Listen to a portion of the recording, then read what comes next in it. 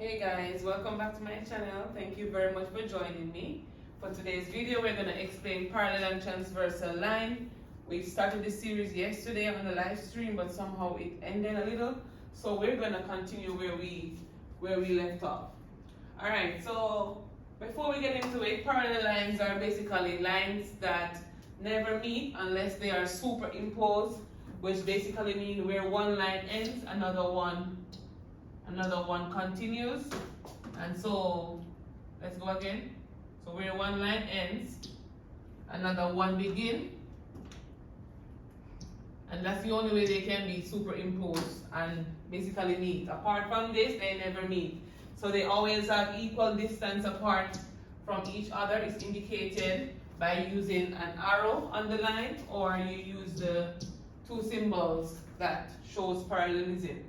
Transversal line is basically a slant or diagonal line that intersect a parallel line or two parallel lines, hence creating some relationships, and very soon you'll know about these relationships as we go through the questions.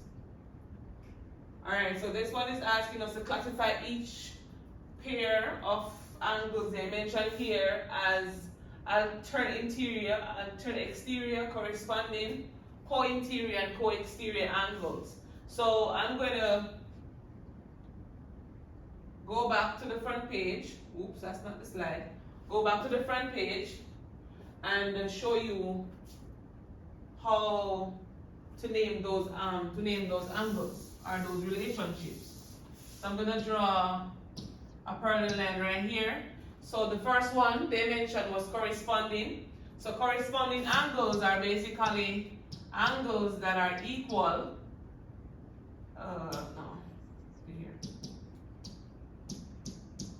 And so basically, if they're on the same set of your transversals at the same position, they're basically considered to be corresponding.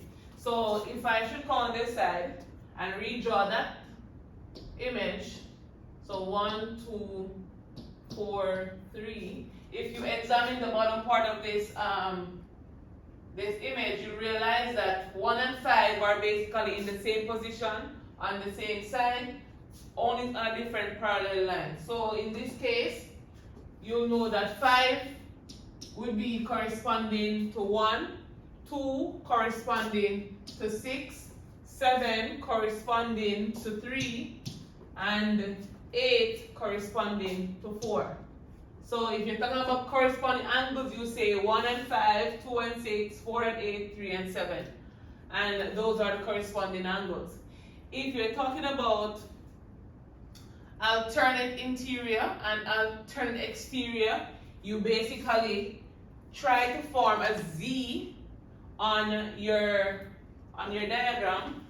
I'm trying to find my reading pen. I can't find my reading pen, so let's continue. So we draw a Z. So that's our parallel line, that's our parallel line. So I'm going to draw a Z right here.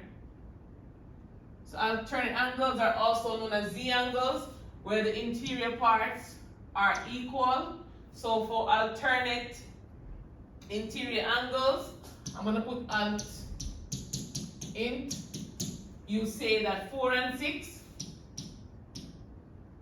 And you would say 3 and 5. If you should draw a Z the opposite direction. So let's try the black.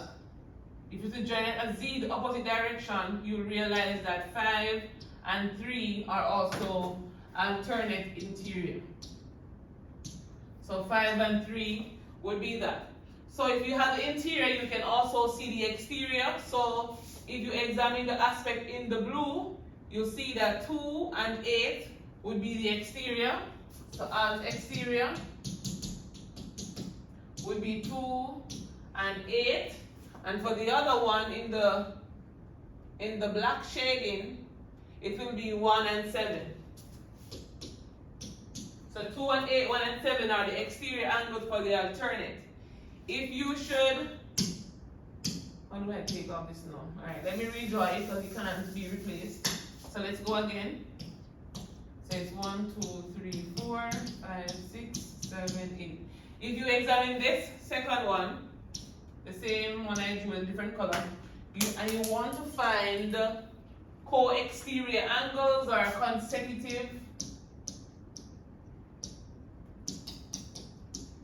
consecutive interior and consecutive exterior angles. You basically try to examine a C, and so the C may be turned different direction, but once you can see a C being formed, like the one I just drew here, you know that these two angles are formed between the parallel lines with the help of your transversal line.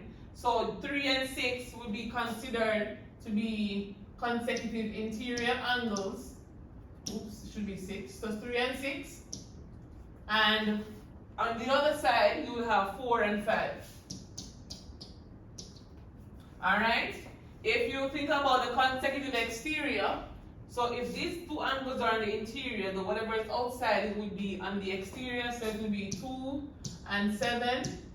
Also 1 and 8. Yeah. So 2, 7, 1 and 8 will be considered to be consecutive exterior angles. And as we mentioned, these ones up here would be the corresponding angles.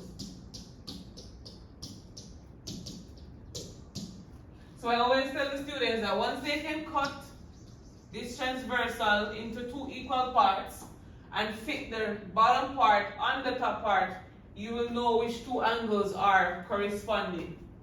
Did I leave anything out? Blah, blah, blah. Okay, that seemed to cover everything. So with this knowledge, let's move on into solving questions that involves these.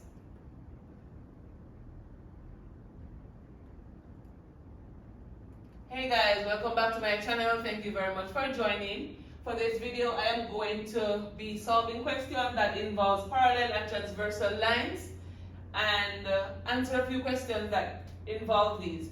So in the previous lesson, I explained what was corresponding angles, what are alternate interior, alternate exterior. We explained what are consecutive or co-interior angles, as well as co-exterior angles. So if you missed that video, go ahead and check it out.